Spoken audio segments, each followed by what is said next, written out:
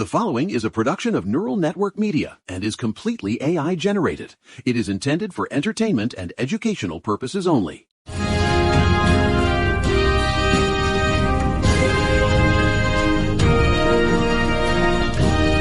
gotta tell you, John, it is a bright, shiny Wednesday morning in Queens, and I am fueled by 3 cups of lukewarm coffee and enough pure, unadulterated spite to power the N train for a week.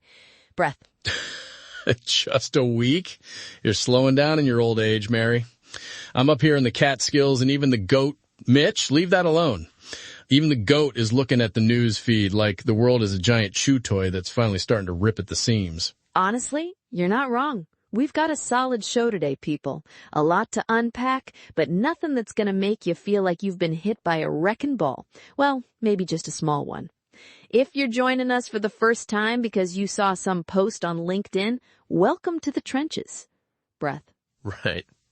Welcome to the sanctuary of the stressed. It's exciting to be entering this next phase of our launch and getting a few more listeners to the show. Be sure to subscribe on your YouTube Music, Spotify, or Apple Podcasts. Or, if you really want to benefit from our work, join our new Patreon and support us on our journey. Breath. We have to talk about what happened yesterday, because it's all bleeding together. Exactly. Yesterday, we were talking about the president playing troll under the bridge with the Gordie Howe crossing, trying to shake down Canada for bourbon exports. And today, the bridge isn't just blocked. The whole damn road is being torn up. Look, here's the deal. It's all of a piece. Whether it's the EPA trying to break the thermometer to hide the climate fever, or that nonprofit killer bill we talked about yesterday, HR 9495, the theme is the same. They are clearing the field of anyone who can say no. Well, and speaking of clearing the field, did you see the guest list for the White House this week? The lack of one? Are you kidding me with this guy? Right? Look, I've covered some petty politics in my time. I've seen city council members throw chairs over parking permits. But what Trump is doing with the National Governors Association is next-level junior high nonsense. It's not just petty, Mary. It's legislative constipation. Exactly. He literally took a 50-year tradition of bipartisan cooperation and flushed it because he doesn't like the cut of Westmore's jib. He's converting the NGA gathering into a partisan loyalty test. It's worse than that. Is it? For those who haven't heard, the NGA winter meeting, this big bipartisan shindig where governors actually talk about roads and water, it's been blown apart. The White House told the NGA that the working session is now Republicans only. Gah. And then, and this is the kicker, they actually revoked the invitations for Maryland's Wes Moore and Colorado's Jared Polis for the black tie dinner. Can you imagine the stones on these people? How fragile do you have to be? You're the president of the United States and you're uninviting governors to a dinner? Right. What is this, a Sweet 16 party? Are we going to see a TikTok of him crossing their names out with a pink highlighter? It's the digital snake oil method, John. It's exactly what my nephew Vector does when someone points out his cryptocurrency is just imaginary monopoly money. He blocks them. Uh-huh. But when the president does it to the executive of a state, he's effectively saying, your citizens don't count if you didn't vote for me.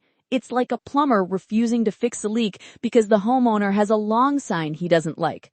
Oh, absolutely. The whole basement is flooding, but tough luck, lady. You're on the wrong team. Well, here's the thing. The NGA actually grew a backbone for once. Is that right? They stripped the White House meeting from the official schedule. Governor Kevin Stitt, a Republican from Oklahoma, for God's sakes, had to stand there and basically say, if it's not bipartisan, it's not an NGA event. You hate to see it. When even the guy from Oklahoma is saying you've gone too far into the partisan weeds, you know the plumbing is shot. It's just another brick in the wall of this war on reality we keep talking about. Speaking of which, we are barreling toward midnight Friday, and the Department of Homeland Security is about to go dark. Ugh, here we go again. The national edging session. It really is. It's the most high-stakes game of chicken in Washington. Right. 11 out of 12 spending bills are signed, but DHS is the one left out in the cold. Right. Why?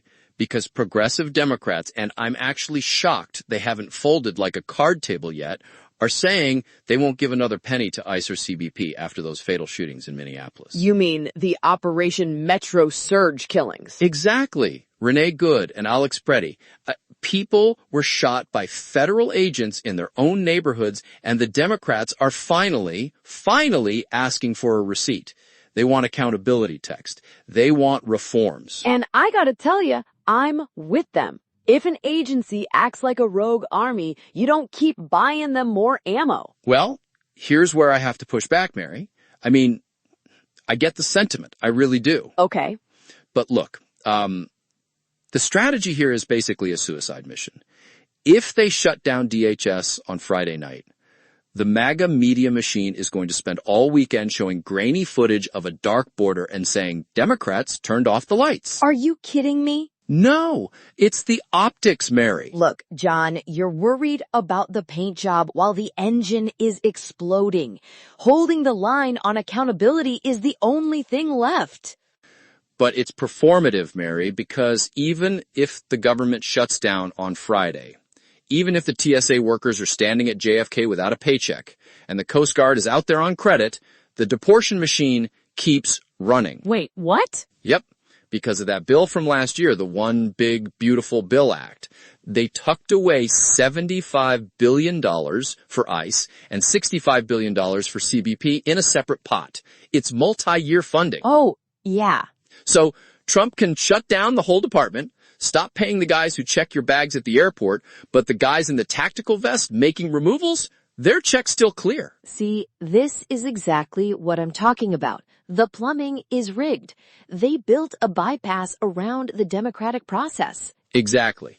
And so the Democrats holding up the main funding bill is just symbolic. It hurts the workers, but it doesn't stop the Operation Metro Surge stuff.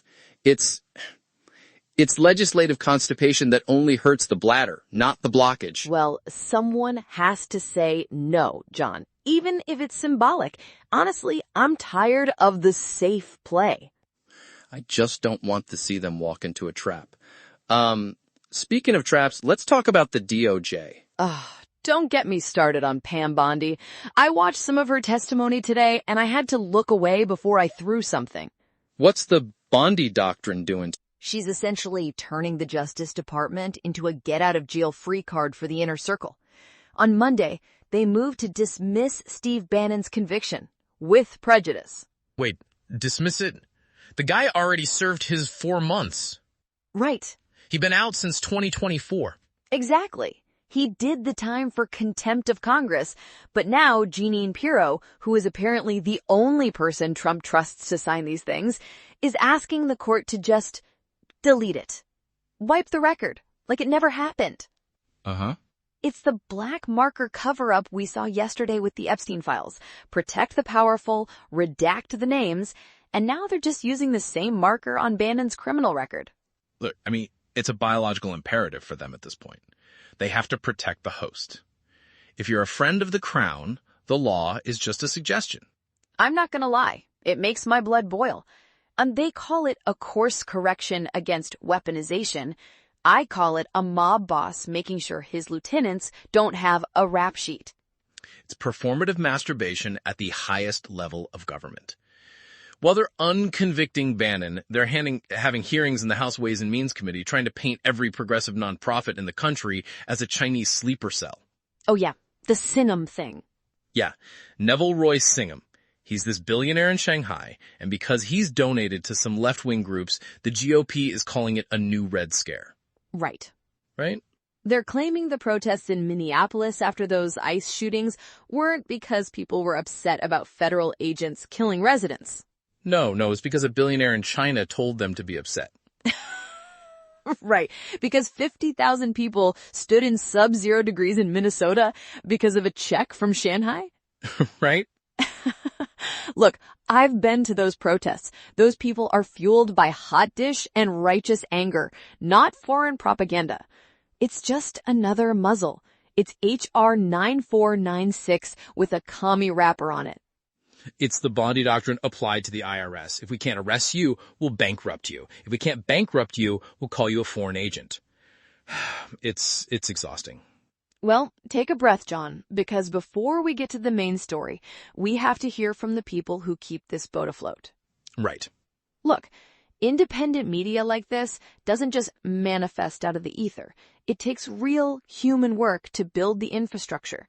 We are 100% here because of the vision and the grind of our creator, Eric Christensen, at Neural Network Media. He is not a media conglomerate. He is a builder who poured his own resources and time into creating this platform so we could have these conversations. If you value independent voices over corporate algorithms, please like, subscribe, and consider visiting our new Patreon at patreon.com/neuralnetworkmedia to support this work. It's an act of solidarity that keeps the lights on and the servers running. Well said. And God knows we need it, especially with what's happening in Georgia right now. You're talking about the federal siege of Fulton County? Yes, this is the story that really shows you how deep the rot goes. Legal experts and voting rights advocates are calling it a 5-alarm fire for democracy. Is that right? The FBI unsealed a search warrant affidavit yesterday, revealing that they seized over 650 boxes of materials from the Fulton County election hub on January 28th. Wait, 650 boxes? 650 boxes, physical ballots, tabulator tapes, voter rolls. And Mary, this is for the 2020 election. Are you kidding me? 6 years later. 6 years later, after it was certified, audited, and hand-counted multiple times. Right. And here is the digital snake oil part. The investigation was triggered by a referral from Kurt Olson. He was a Trump campaign lawyer who was central to trying to overturn the 2020 results. And now he's been appointed as the administration's director of election security and integrity. It's the fox being put in charge of the henhouse security system. It's absolute madness. It really is. And the FBI claims there is probable cause to believe federal election laws were violated by unknown persons. They're citing missing scanned images, even though the county has the physical paper ballots, and allegations of uncreased ballots. Uncreased ballots? Yeah, the old conspiracy theory that if they're not creased, they weren't mailed. It's like saying a sandwich isn't real because it doesn't have a bite out of it. That is the most bizarre metaphor yet, John. Well, you know what I mean. It's a 6-year-old ghost hunt designed to keep the rigged narrative on life support. Rob Pitts, the Fulton County chairman, called it a politically motivated fishing expedition, and honestly, he's being generous. It's a war on reality focused on a single county that helped flip the state. But look, here's the thing. While they're hunting ghosts in Georgia, they're ignoring the actual engines of progress. You mean the HBCUs? Exactly. New research came out yesterday from the presidency at UCSB and the Washington Informer. It shows that historically Black colleges are basically the best investment we have for reducing crime and boosting the middle class. Yeah, Black students at HBCUs are 30% more likely to graduate than at non-HBCUs. They produce 80% of Black judges and 50% of Black teachers, despite making up only 3% of colleges. Right. And that graduation rate is linked to an 11% reduction in arrest rates. It turns out giving people a path to the middle class actually works. But let me guess, the FY 2026 resiliency plan isn't actually helping. Are you kidding me? It's a defunding plan disguised as an efficiency move. They're cutting the very programs that create that stability. Poof, of course they are. It's the same logic as the Forest Service PFAS cover-up we talked about. Exactly. Protect the institutional power, ignore the health of the people doing the work. But, Mary, did you see the response from the clergy? Oh, yeah. This multi-faith movement is embracing what they call social risk-taking. I love that. They're talking about arrest, about physical harm. They're looking at the Bondi Doctrine and the Save America Act, and they're saying their faith requires them to stand in the way. It's the Union Hall energy versus the faculty lounge theory, John. These people aren't debating academic points. They're getting ready to hold the line. It reminds me of the climate monks we talked about yesterday, that 2,300-mile walk for peace. It's a biological rejection of a toxic system. Right. It's about grit and refusing to let reality be erased. Well, I've got to go check on the fence. Mitch has been looking at the post like he wants to file a privileged resolution to terminate it. Let him at it, John. At least he's engaging in the process. Right. Look, folks, that's our show for this Wednesday. The world is a mess. The DOJ's handing out erasers to criminals, and the FBI is raiding election offices from 6 years ago. But the HBCUs are still graduating doctors, and the clergy are still finding their spines. We're still here, staring into the middle distance and muttering about the Roman Empire, but we're here. Stay gritty, stay loud, and hit that Patreon so we can keep doing this. Like, subscribe, and don't let me talk.